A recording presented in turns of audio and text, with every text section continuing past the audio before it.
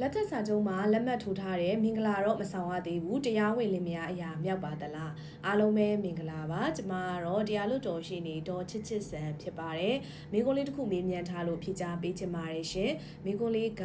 တစ်ခုမေးချင်တဲ့ဆရာမလက်ထက်စာချုပ်မှာလက်မှတ်ထိုးပြီးပြီဒါပေမဲ့မင်္ဂလာမဆောင်ရသေးဘူးတဲ့တရားဝင်အတိမတ်ပြုလို့ရလားဆိုတဲ့မိကုန်းလေးတစ်ခုမေးမြန်းထားပါတယ်အခုဆွေးနွေးမှုကတော့မြန်မာဗုဒ္ဓဘာသာဝင်တွေအတွက်ဆွေးနွေးပေးခြင်းဖြစ်ပါတယ်မြန်မာတလိထုံးတန်းဥပဒေဆိုရင်လက်ထက်ထိမ်းများတဲ့အချိန်မှာမင်္ဂလာအခမ်းအနားပြုလို့ရမယ်လို့မြန်မာဓလေ့ထုံးတမ်းဥပဒေမှာဖော်ပြပြဋ္ဌာန်းထားတာမျိုးမရှိပါဘူး။နှစ်ဦးဆန္ဒကသာလေအဓိကနှစ်ဦးလုံးဟာလင်မယားဖြစ်ကြရန်ရည်ရွယ်ပြီးတော့မှအတူပေါင်းသင်းနေထိုင်ကြတယ်လင်မယားဖြစ်တဲ့ဒါလူသိရှင်ကြားလင်မယားအရာမြောက်တယ်ဆိုရင်ဒါတရားဝင်လင်မယားဖြစ်တယ်ပေါ့နော်မင်္ဂလာအခမ်းအနားပြုလို့မှတရားဝင်လင်မယားအရာမြောက်တာမဟုတ်ပါဘူး။ပတ်ဝန်းကျင်ကသူတို့ကိုလင်မယားဖြစ်အတိမတ်ပြုတယ်ဆိုရင်ဒါလင်မယားအရာမြောက်တယ်သူတို့နှစ်ဦးလုံးကလည်းလင်မယားဖြစ်ကြရန်ရည်ရွယ်ပြီးတော့နှစ်ဦးဆန္ဒနဲ့အညီပေါင်းသင်းနေထိုင်ကြတယ်ဆိုရင်ဒါလင်မယားအရာမြောက်တယ်ပေါ့ဒီမှာကလက်ထက်စာချုပ်မှာလက်မှတ်ထိုးထားတယ်ဆိုရင်တော့လက်ထက်စာချုပ်မှာလင်မယားဖြစ်ကြရန်ရည်ရွယ်ပြီးနှစ်ဦးဆန္ဒနဲ့အညီတရားရုံးမှာတက်ပြီးတော့လက်မှတ်တွေထိုးကြတယ်လက်ထက်စာချုပ်တွေပြုလုပ်ကြတယ်ဒါပေမဲ့မင်္ဂလာအခမ်းအနားတော့မပြု